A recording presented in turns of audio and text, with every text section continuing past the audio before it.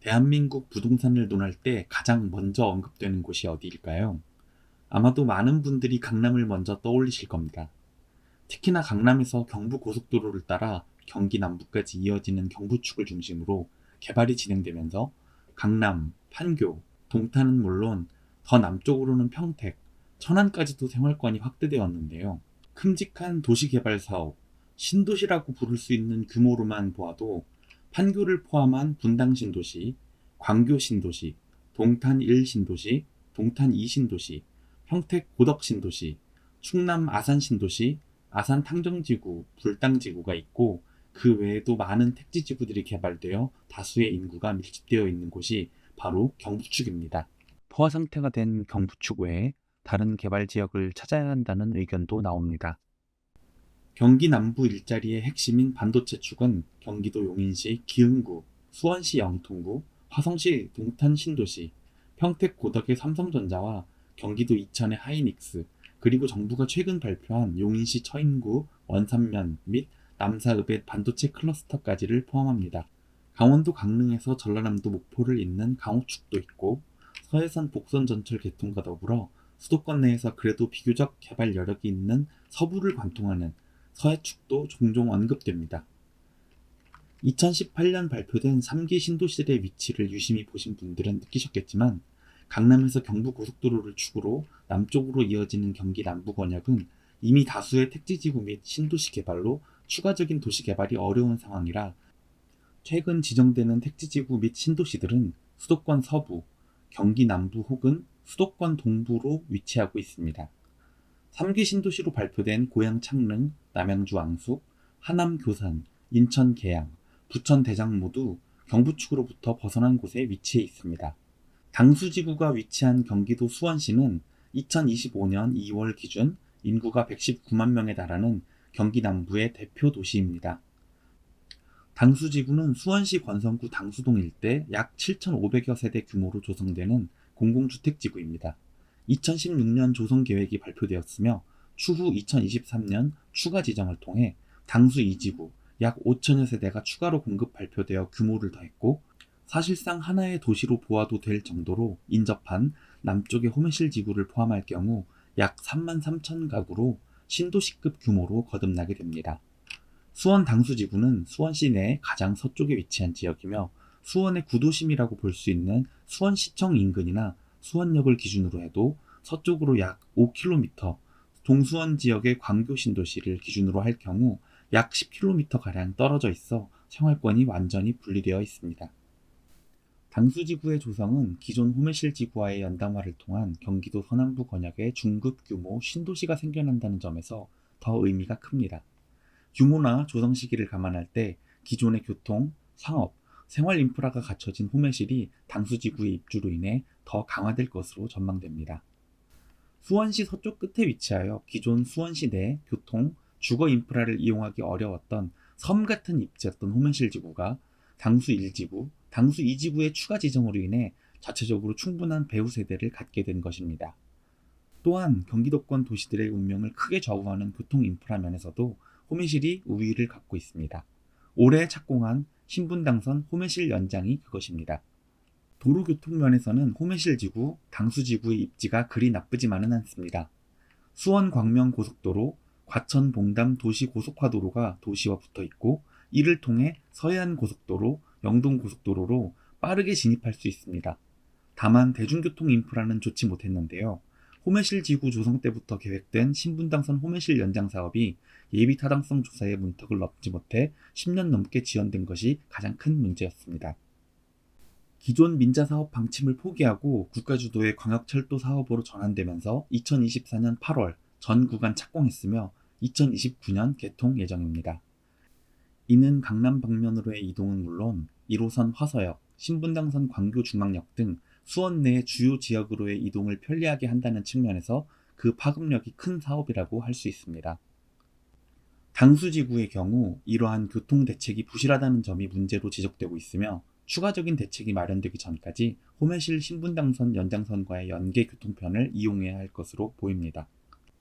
기존의 경부축을 벗어난 새로운 개발 지역 중 하나인 경기도 서남부 권역의 수원 당수지구가 어떠한 곳인지 알아보고 직접 둘러보기 위해 이번 현장 고수, 현장 답사 지역으로 당수지구를 다녀오게 되었습니다. 당수 1지구가 동쪽, 당수 2지구가 서쪽에 위치합니다. 당수지구 북쪽으로는 기존 구도심이, 당수지구 남쪽으로는 호메실지구가 위치합니다. 현재 아파트 단지 4곳 총 3천여 가구가 입주해 있는데 단지 내 상가를 제외하고는 아직 준공된 상업시설이 전무하여 주민들은 당수지구 내 상업시설이 아닌 남쪽의 호메실지구로 이동하여 상업시설 등을 이용하고 있습니다. 당수지구 내 중심 상업지구의 상업시설들이 건축 중이었으며 약 3곳 모두 2025년 하반기 준공을 앞두고 있어 당분간 주민들의 불편은 이어질 것으로 보입니다. 모든 신도시들이 조성에 10여 년이 소요되는 것과 마찬가지로 당수지구 또한 조성 초기에 여러 문제점들을 안고 있지만 당수지구의 경우 조성 초기 부동산 경기의 하강과 PF 경색, 금융비용 증가, 건설비용 증가 등의 문제들로 인해 태형 건설이 분양에 나설 예정이었던 2곳의 아파트 단지가 지연되는 등 도시 내 주거 인프라 조성에 차질이 빚어지고 있습니다. 현장을 직접 방문해 본 결과 생각보다 훨씬 조성이 더딘 상태였는데요. 당수지구의 중심이라고 할 수 있는 상업지 사거리는 물론 당수 2지구의 경우 지정된 지 그리 오래 시간이 지나지 않은 이유인지 땅 다지기 정도만 진행되고 있는 상태였고 1지구 내 아파트 부지 공사도 아직 이뤄지지 못한 곳이 많았습니다. 스타필드 수원이 위치한 1호선 화서역이나 AK플라자, 롯데몰이 있는 수원역 같은 대형 상권이 약 5km 거리에 있어 차량 이동 시 15분가량이면 도착할 수 있습니다. 중심 상업지 내에 분양 중인 상업시설 3곳의 분양 가격과 현황 또한 알아보았습니다. 상업지 내 필지별로 입지의 차이는 약간씩 존재하지만 어느 정도 비슷한 가격대에서 분양이 이루어지고 있었습니다. 그간 신규 택지지구 내 상업시설의 분양가는 상당히 많이 높아진 상태인데요.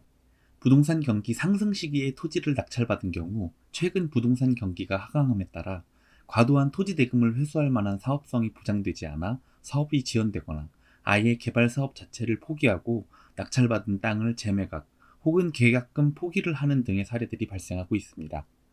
작년 말 개통한 GTX-A 북부 노선 종착역인 파주 운정중랑역 초역세권 주상복합 용지의 경우 이 땅을 낙찰받은 사업자가 사업 시행 시 수익을 기대할 수 없는 상황으로 판단해 계약금을 포기하는 사례도 나왔었죠. 이와 비슷한 시기에 토지 매입 및 사업 시행이 이루어진 당수지구 내 상업시설들의 경우 어떠한 상황인지 알아보기로 했습니다. 분양가의 경우 분양면적 기준 도로와 접한 1층 상가 가격이 평당 3천만원 초반부터 중후반대까지, 2층과 3층의 경우 1천만원, 1,200만원대, 4층부터 그 이후의 층들은 약 900만원대 정도로 금액이 책정되어 있었습니다. 상업지의 경우 당수지구 중심부에 위치하여 이를 둘러싼 주변 주거단지에서의 접근성이 좋아 보였고 자차를 제외한 대중교통편이 버스로 한정되는 당수지구의 특성상 지구 중심부를 가로지르는 도로 좌우로 위치한 버스 정류장의 존재도 유동인구 측면에서 장점으로 판단되었습니다. 일부 상가의 경우 입지를 크게 따지는 병원이나 프랜차이즈 판매점 등 업체들과의 접촉을 통해 입점을 미리 확정지은 호실도 다수 있는 것으로 확인되었지만 부동산 경기가 좋았던 시기와 비교하면 분양이 매우 저조한 상태라는 이야기도 들을 수 있었습니다. 또한 인근 아파트 단지 분양이 미뤄지면서 당수지구 계획 인구 전부가 모두 입주를 마칠 때까지 상권의 형성 또한 예상보다 훨씬 더뎌질 수 있으며 이로 인한 공실 발생 위험도 높을 것으로 예상됩니다. 당수지구의 주거 밀집도가 낮은 것은 쾌적한 주거 여건을 제공하지만 상권이 활성화되는 데에는 부정적인 영향을 끼치진 않을지 우려되었으며 사실상 같은 생활권으로 보아야 할 호메실 지구 내 기존 상권의 존재로 인해 당수지구 상권이 성장하는 데 어려움을 겪을 수도 있겠다는 생각이 들었습니다. 가격을 기준으로 두 지역을 비교해 보겠습니다. 먼저 조금 더 이해하기 쉬운 아파트를 기준으로 비교해 봅니다. 2022년 9월 30일 모집된 당수지구 D3블럭 사전 청약단지 공고문을 보겠습니다. 이 단지는 사전 청약단지로 추후 본 청약이 이루어지며 분양가는 본 청약 시 변동될 수 있습니다. 사전 청약이 이루어졌던 다수의 단지들이 본 청약에서 공사비 인상분을 반영한 분양가 상승이 있었는데요. 고양 창릉, 인천 계양 등지에서 사업비가 증가한 것이 원인이 되어 분양가가 14%에서 18%가량 증가했습니다. 수원 당수 D3블럭 전용 84제곱미터 기준 예상 분양가는 6억 2,700만 원이었으며 인건비 및 자재비, 건축비 상승분을 반영하여 약 15% 인상을 가정했을 때 전용 84제곱미터 분양 금액은 7억 2천만 원이 됩니다. 호매실 내에 가장 입지가 비슷한 단지인 모아 미래도 센트럴타운 2017년 준공 아파트의 같은 면적 전용 84제곱미터 실거래가가 7억 원인 것을 고려할 때 청약 통장을 사용할 메리트가 있는지에 대한 의문이 들 수 있겠습니다. 상가의 경우 주거 상품인 아파트보다 좀 더 여러 가지 변수들이 있지만 호매실 내 대표적 상권 두 곳의 매물들을 살펴보았습니다. 호매실역 상권의 경우 2029년 예정된 신분당선 개통 시 광역교통망이 연결되는 호매실 내 유일한 역세권 상권이라는 점이 특징입니다. 대형 상업시설인 홈플러스, 롯데시네마 및 유흥업종들 입점으로 광역 상권의 성격을 띠고 있으나 조성 초기 상당히 어려움을 겪었던 곳입니다. 다수의 매물이 존재하지는 않았으나 역 출구 예정지와 인접한 상가 1층 매물의 가격은 약 2천만 원 중반대에서 3천만 원 초반대 사이로 형성되어 있었습니다. 상층부의 경우 매물의 수가 부족하여 적정 가격을 찾기 어려웠으나 대략 800만 원, 1천만 원 사이 호가 매물을 확인할 수 있었습니다. 두 번째로 칠보 마을 상권입니다. 상권을 중심으로 원형으로 아파트 단지가 둘러싸고 있으며 도보로 접근 가능한 배우 세대는 약 1만 1천 가구입니다.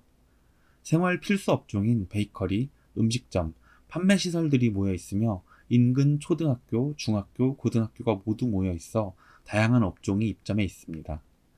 참고가 될 두 가지 매물을 살펴보았습니다. 1층 도로변 매물의 경우 3천만 원 초반부터 3천만 원 중후반대까지 매물이 나와 있었습니다. 상층부의 경우 500만 원부터 700만 원대까지 매물을 확인할 수 있었으나 매물의 수가 많지는 않았습니다. 전반적으로 호매실 지역 상권이 입주 초기에 비해 안정되었다는 느낌을 받았습니다. 신규 택지지구 상권의 경우 상가 건물이 주변 배후 주거단지에 비해 먼저 들어서는 경향이 있습니다. 따라서 조성 초기에는 상가가 들어와 영업을 할 임차인을 찾는 데까지 다소 시일이 소요될 수 있습니다.